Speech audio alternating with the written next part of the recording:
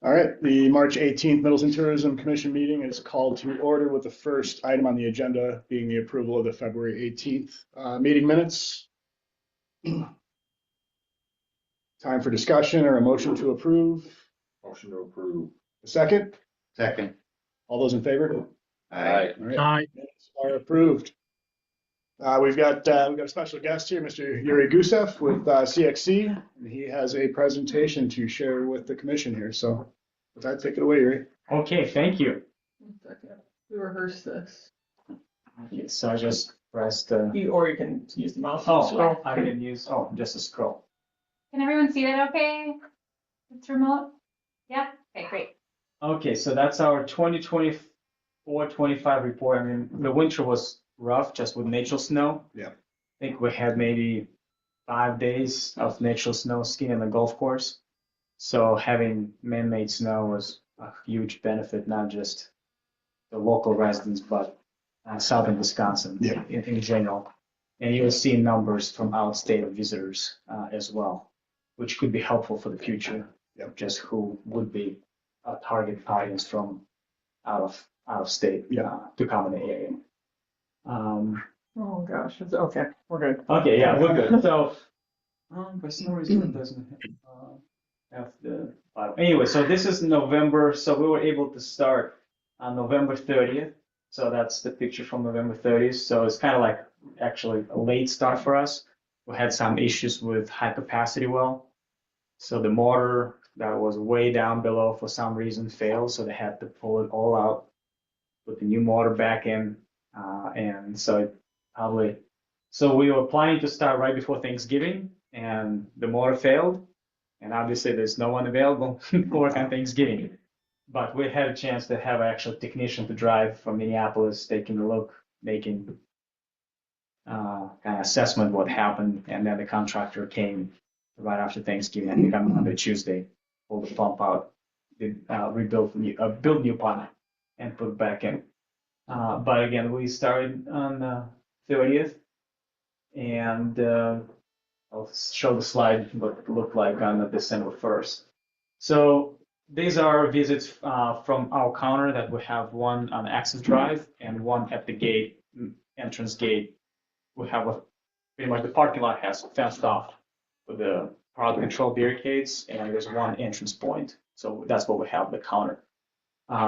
So you can see the vehicle count is about just under 6,000. And last day of grooming was March 1st. So but that time of the year, there was not really, there's just a few diehard skiers coming. So that's why I kind of showed the 25th. And you can see the gate count 10,000. And so it's on average 2 people per vehicle. Yep.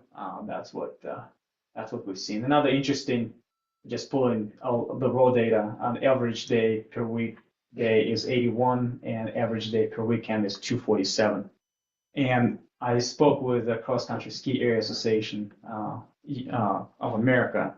So that's actually the average numbers for average size ski areas across the country. Okay.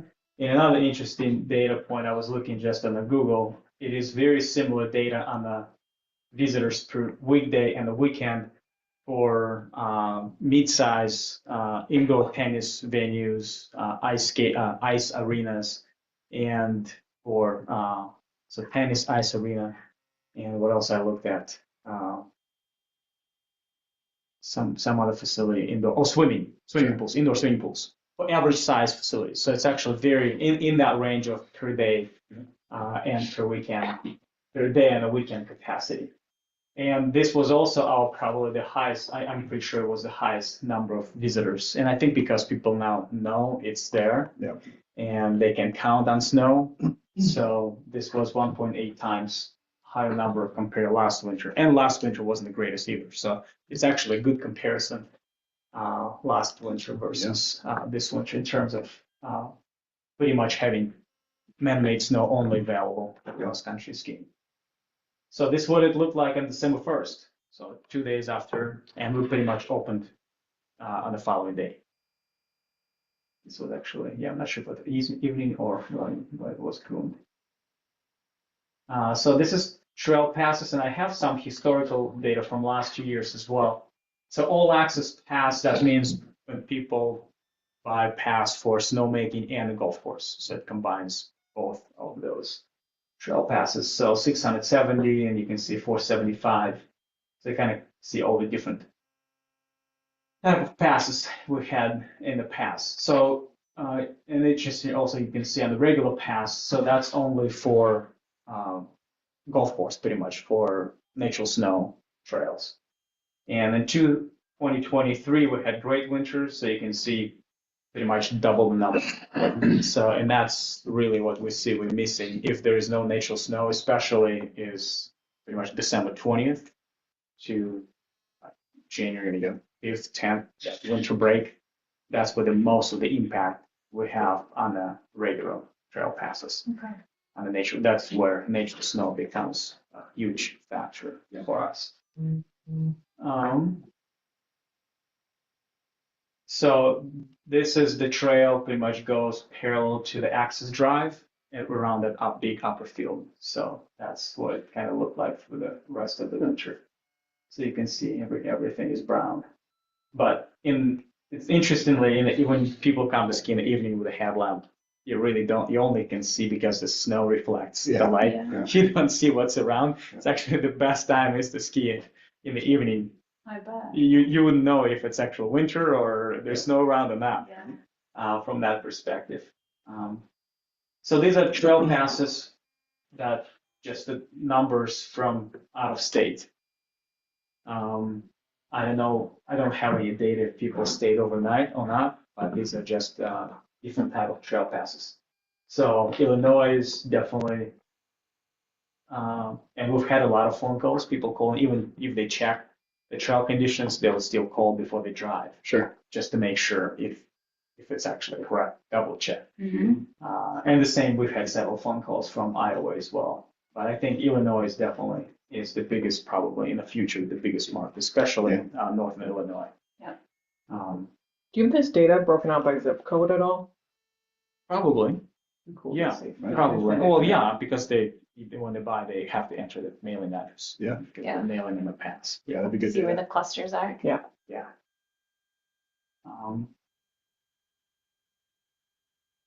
Okay, so that's a picture from one of the events we've had in the fall, Trail Festival.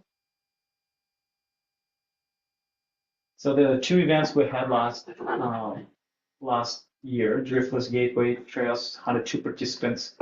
And we only counted participants who came, actually who registered, participated at the event. We had two events, mountain biking and trail running. But there are other people who came, family members, so it's hard to say. But well, we do know based on count on the road. Sure. So I think it was about 300 based on that counter we had.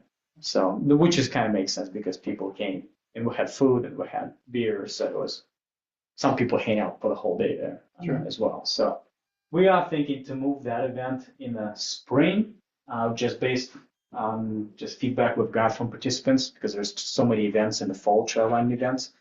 So it would be more exciting to have in the front end.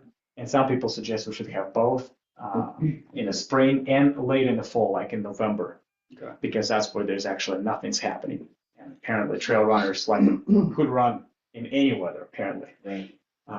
So we're looking at that option, spring and fall still for that event. And then we had Middleton Nordic openers, so that's December 21, 22.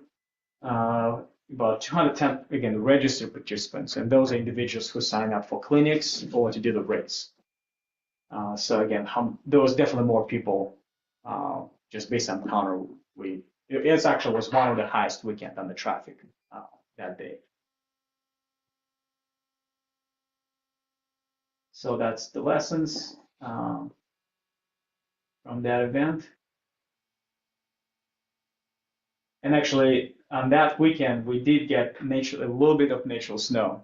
Oh. It was just enough, like for 2-3 days, for 2 days to scan the golf course, and then it went pretty quickly, went away pretty fast. But at least for that weekend, it was really cold. People had a chance to ski the full trail system, so that was also great.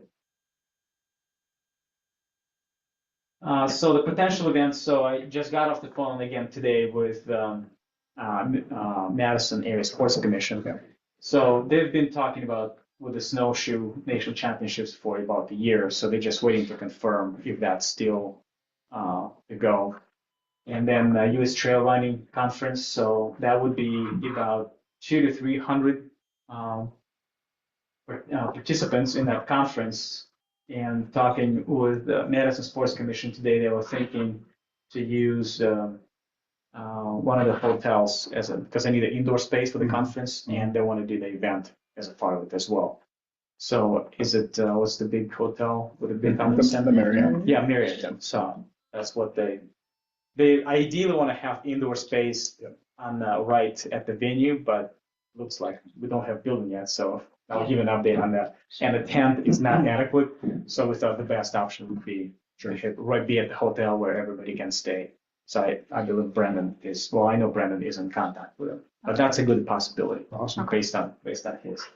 And then Ragnar also, they've been in contact. It's maybe, they said a little bit, it's a big event, maybe a little bit bigger stretch because it is right now in Wausau, that event. So making an additional event, it's a possibility that they can add an additional event, but they asking apparently pretty significant event fee to bring it in Madison. Sure. And they're trying to see if that's actually worth of actually impact it will make on the area. So they're still in conversation with that. Those are the three events. In terms of the ski events, there's definitely potential to bring ski events, but our biggest problem is the building. Yeah. We've had events, brought big events here without a building. In the winter, it gets very complex to provide good experience to participants without a building. So we want to, if we do bid for large events like state meet or junior nation qualifier events or national super tour events, we want to make sure that when people come here, they have a good experience. So when we bid again for those events, they would want to come back. So that's kind of really, and update on the building. So we're pretty much in the final stage, or our architects in the final stage of replying on the final comments from the city engineers on the building to get building permit. So as soon as the building permit is in place, I mean, we'll have still a little bit fundraising to do, but not much. So we definitely want to get going as quick as possible once all of that confirmed. And we still need to, with our general contractor, need to update all numbers since the last contract we had numbers was back in September. So now everything needs to be, but looks like general contractor got most of the numbers. They're just waiting for the final drawings from the architects and engineering to get that confirmed. So the hope is to start again as soon as all of that is done and have the building before the next season, ski season starts. Any concerns about the tariffs and the economic situation making the construction too expensive to get started? Contractor, we were concerned, obviously. Yeah. The general contractor said it shouldn't be no more than 5 to 10% increase. Okay. So there will be increase for sure, Sure. just even over time. Yeah. But at least it didn't seem like anything's going to be, Okay. yeah. Good. So again, that's our update on that one. And so this is another new experiment we did this year. Since we don't have right now permanent infrastructure in the ground to make snow far away from the high capacity well, and there was no snow. Yeah. So we used one of our contractors. Actually, we worked in the past when we had an event in the square, Winter Festival. So the same contractor who moved snow from Elana Energy for us on the campus square and moved it out. So I called him up. I was like, you have were you looking for some work to do? Yeah. So he brought 2 trucks, 1 front end loader, and that upper fill loop.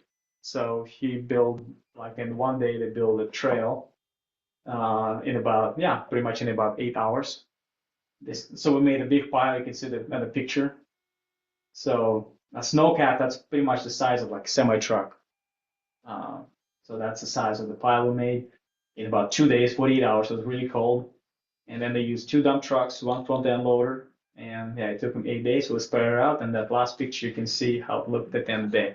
That's awesome. Pretty much the dirt trail. And And that concept potentially we can use in the future. Actually, now with the winters we experience in here, not even here. I just came from Park City, and they have trouble with snow, holding snow, keeping snow. The same they experience in like Placid. So actually, we'll be going there next week.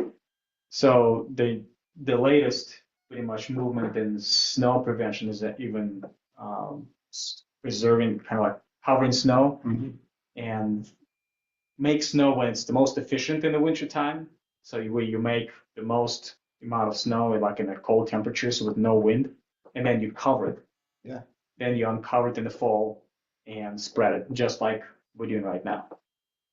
And then the concerns of actually, it's interesting, in our case, we're planning to build a trail about that field, paved trail, multi-use trail. So what they planning to do in Soldier Hollow is they're just going to put a little bit more road base. They're going to put the trail like we are, but put a little bit more road base on it so that big trucks Yeah. can drive, make it 2 feet wider instead of 10 feet, have 12 feet. Mhm. And then if there is even a little bit snow on the trail, they'll just plow it off, put the salt on it, and bring the fresh snow, put it on top of it. Because making snow in early winter is really expensive because we're making snow at marginal temperatures, and so it's a lot of cost on water and cost on electricity to make. So this could be a future. So we're kind of planning now with some of it, keeping that in mind. And then we can be open again. That doesn't matter really what the temperatures are. We don't have to wait until temperatures dropped to 20 degrees. Yeah. As long as it get below freezing at 30 degrees, 31, 32, it can then cover it. So again, that was a good experiment kind of towards that. And it took us again a day Yeah, and we have kilometers. If we would have to make snow, first we would need to have right winds or no wind, cold temperature, and it would take probably a week to do that with right winds and right temperatures. Right. So there's a lot of gamble in that. So and there's a lot of waste also when you make snow. It goes all directions versus literally drops right in front of snow cap. Yeah. So an interesting Yeah, that's pretty slick. way of doing it. And this is what it pretty much looked like the next day in the morning. You can see there's no waste. Yeah. So it all sits on the trail. So this section actually from here, where is it? From this point to about this point, we made snow with snow guns. So that's pretty much how far we can go. And then the rest of it was laid down with the trucks. So it was about 20-inch base. And it was skiable throughout the winter.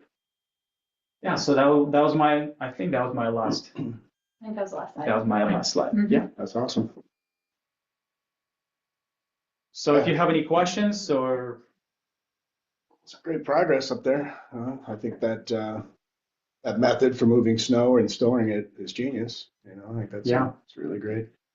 and that's what they do in Finland, believe it or not. I mean, Scandinavia, that's where it comes from. You're not the only one who's having Well, to deal with Well, yeah, that's shortage of that's- snow. Not much further than the council town, they used to harvest ice off the lakes and Sure. store it Yeah. in buildings under sawdust. Yeah. And it would last all summer. Wow. That's how they used to. Yeah, sell so ice that's all yeah. year.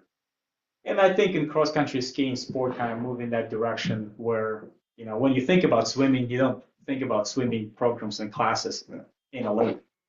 You right away think it's going to be indoor in a swimming pool and warm water with showers. And so cross-country skiing, it also tennis or any ice activities.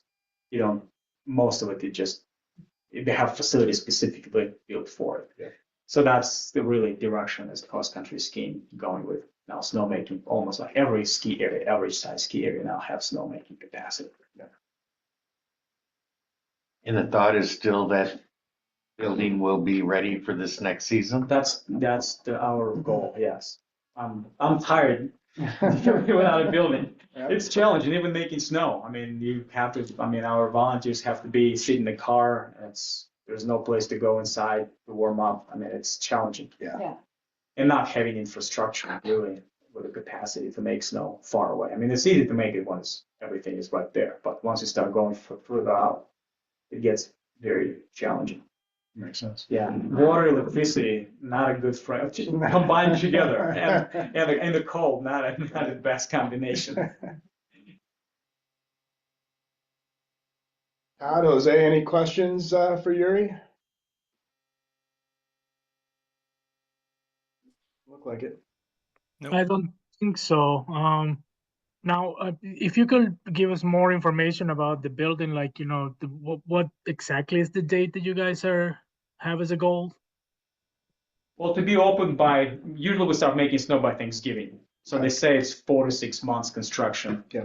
So hopefully, we definitely hope to be building completed before Thanksgiving when we start making, or have at least access to the building by that time.